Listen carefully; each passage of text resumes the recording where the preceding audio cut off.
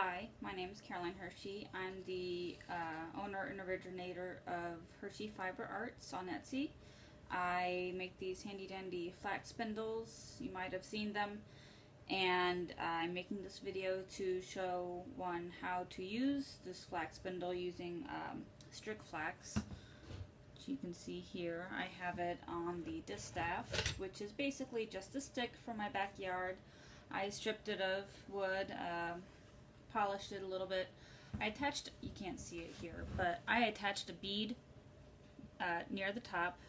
There's the top. Here's the bead. There's about 2 inches difference. And I just attached it with some twine and glue. What I would do is I would spread the fibers out and wrap the stick around, lay the stick down, wrap the fibers around it.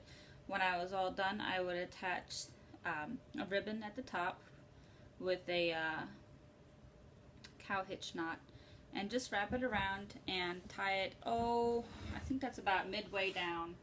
These fibers, they're pretty long, about 30 inches or so, and so you want to give it a nice 10 inches or so of drafting area that's untied to leave the fibers free. So how I would start this is, number one, I would want to make sure to have a water source nearby. And what I would do, I just take this ramekin, fill it with water, set it on my knee, and right here you have a couple different options. You can either take the end of the stick, I give myself a good long room to work with. You can either put it in your back pocket, which I usually do when I'm out and about, and I would just drape it over my arm and just let it hang, because your arm's going to catch it. You're going to draft. That's how it would look from your angle. And just draft with one hand, and you will be holding and spinning with the other hand. And how I would start, I'm going to set it in my drawer just for ease, so I can give you a closer shot of what this looks like. And I would just set it in there. For start, I keep my fingers dry, just so you don't have a huge jumble of mess to work with, because flax loves water and it will stick together pretty readily when you have wet fingers, which is why you use wet fingers. So using dry fingers at the start, I just take some fibers drafted. They're pretty long, so you don't need to worry about it falling apart. Wrap it around the spindle a few times. Roll it up the top. You'll see here, gravity and friction, they're going to work together to slide that flax into the spiral notch. And you can tell, even without it spinning, it's going to hold it. So now that I have my fiber in place, I'm going to wet my fingers. I wet my first two and my thumb. And that's the hand that I'm going to draft with. Add a little bit of spin, pinch it at the top, draft it out, roll it in the fingers a bit, add some twist with the spindle, bring it down, wind it on,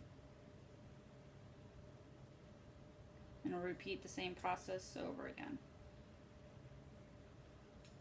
And you would have seen, I didn't really pay much attention to whether the yarn was placed perfectly into the spiral, because the friction and the gravity is going to just pull it into place.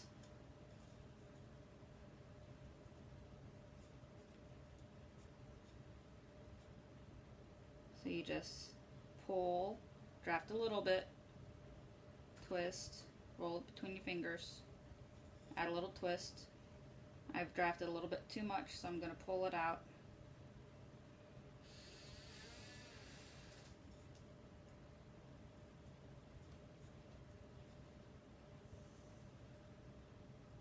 Keep those fingers wet.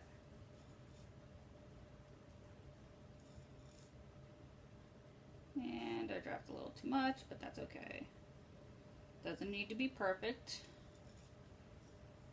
A little bit of mistake here, slub there, gives it a nice homey feel. Okay, so I had to stop for a moment, and so I just wanted to continue talking about the use of water when spinning your flax. It used to be that one would wet your fingers with your tongue, and you can do this if you keep your hands relatively clean like I do.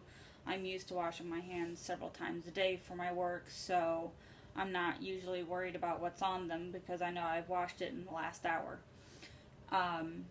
The other thing you need to worry about when using your tongue to wet your fingers is you don't necessarily know what chemicals were used or the process that was used when buying commercial flax. If you've grown your own and processed it yourself, then you can be assured that no chemicals were used. So you don't need to worry about that factor, but most flax that you're going to find is commercial, so you're not going to know necessarily what's on the flax. I haven't really researched this. I just kind of assume that if it's commercial, they're going to use whatever method gives them the best flax, and in that case, you just don't know.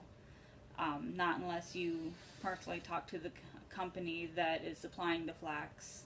So, safest bet to go is a bowl of water, or another alternative is to use a mucilage made from, well, the recipe I like to use is a tablespoon of milled flax or flaxseed crushed. And you can take that, boil it in a cup or two of water, depending on the thickness you want. The advantage of using the mucilage is, although it sounds kind of strange, mucilage, it also acts as a warp sizing, so that if you choose not to scour your spun flax before you weave it, it's already sized. And what that means is you've treated the fiber so that it will resist abrasion while on the loom, and it will resist breaking because the added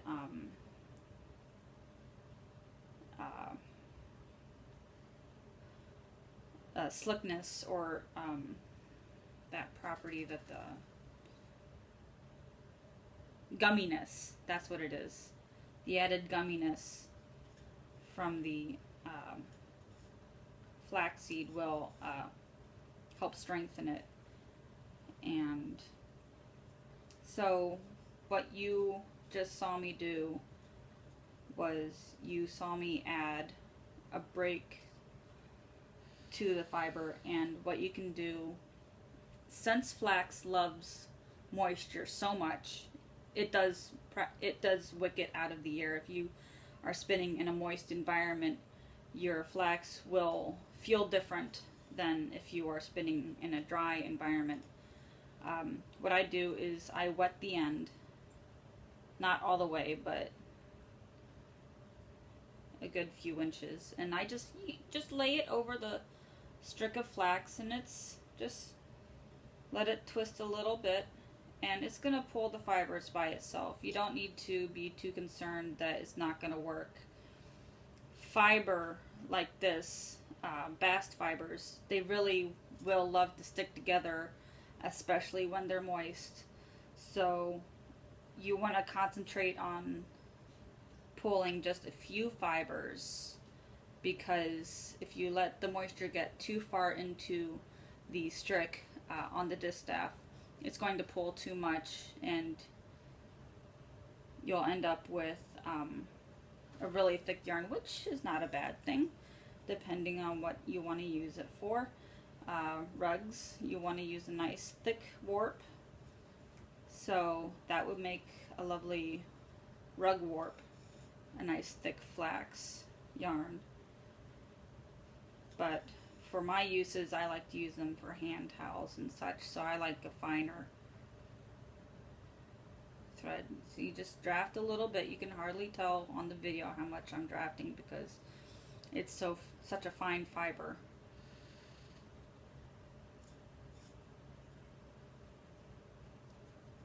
So you can let that reassure you that even if it looks like you're not drafting enough, if you're spinning wet, you are, because you can trust the flax to want to pull on the fibers around it.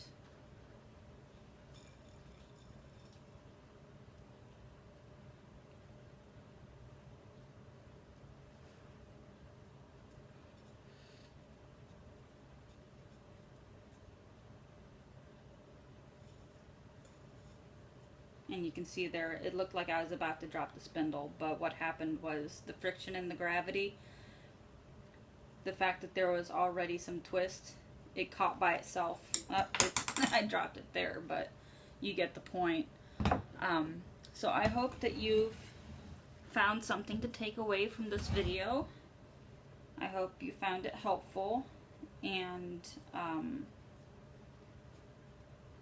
I hope also that it has assuaged some of your concerns about spinning flax. It's not as difficult as it looks if you apply these simple techniques of wet fingers, pinch a little, roll it in your fingers as you wet the yarn, apply some twist, and wind it on.